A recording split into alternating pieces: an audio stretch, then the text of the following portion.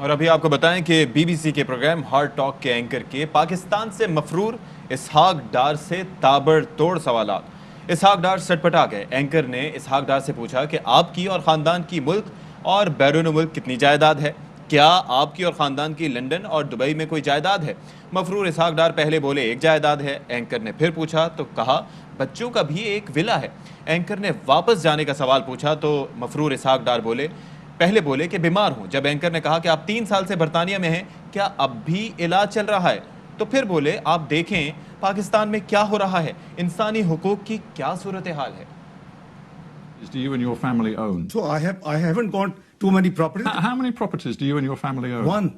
One sole property. You and residence. your family own Yes. one property. Multiple properties owned by your family inside Pakistan, property interests overseas, including in Dubai. Wherever, and we're sitting in London. We're sitting in London. You own nothing in London? No. Your family, not just you, your family. No, not at all. Own nothing? No, because And you Dubai? see, the government. Dubai? My sons have just one villa. When I asked you how many properties you and your family own, and you said one, that wasn't strictly true. No, it is strictly true because they are adult. If all of this is so clear-cut, you only own one property in the entire world. Your tax records have been kept and given to the authorities over the last 20 years. If everything is so crystal clear, why do you not go to Pakistan and make this case in a court of law? I'm here for medical treatment. I have a cervical issue. Are you still really suffering? Yes, I am. Possibly get back to Pakistan? Well, let's see what's happening in Pakistan. Where are the human rights? What's happening in NAB custody? You're saying there's that the people human being rights investigated. اور آپ ذرا یہ مناظر دیکھیے، اور یہ ہے programme be B C کا ہارڈ ٹاک، اور یہاں پر اسحاق ڈار صاحب جب وہاں پر پہنچے تو کسی بھی طرح سے تیار نہیں تھے اس انٹرویو کا سامنا کرنے کے لیے، اور وہاں پر ان کی بے بسی عیاں تھی۔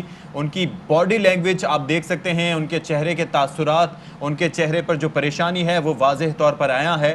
ایک بھی سوال جو ان سے پوچھا گیا ہو، جو سخت سوال ان سے پوچھے گئے اور جو بڑے واضح سوال تھے، ان سے پوچھا گیا کہ آپ کی جائیدادیں کتنی ہیں، لنڈن اور دبئی میں کیا کوئی جائیداد ہے؟ پہلے بولے کہ ایک جائیداد ہے، پھر پوچھا تو بولا کہ بچوں کا بھی ایک ولا ہے، اور پھر واپس جانے سے متعلق جب ان سے سوال پوچھا گیا تو کہنے لگے کہ میں تو بیمار ہوں۔ تو اینکر نے کہا کہ بھائی کیا آپ 3 سال سے بیمار ہیں، آپ کا کیا اب بھی علاج چل رہا ہے؟ تو اس پر بولے کہ دیکھیں آپ پاکستان میں کیا ہو رہا ہے، انسانی حقوق کی کیا صورتحال ہے۔ اور یہ جو انٹرویو دیکھنے کے بعد، آپ ان کا چہرہ دیکھنے کے بعد اگر آواز نہ بھی سن رہے ہوں اس انٹرویو کی، تو آپ کو اندازہ ہو سکتا ہے کہ اسحاق ڈار اس کرسی پر بیٹھ کر کتنی مشکل میں مبتلا ہیں، اور ان کا بس نہیں چل رہا تھا کہ انٹرویو بیچ میں چھوڑیں اور یہاں سے رخصت ہو جائیں۔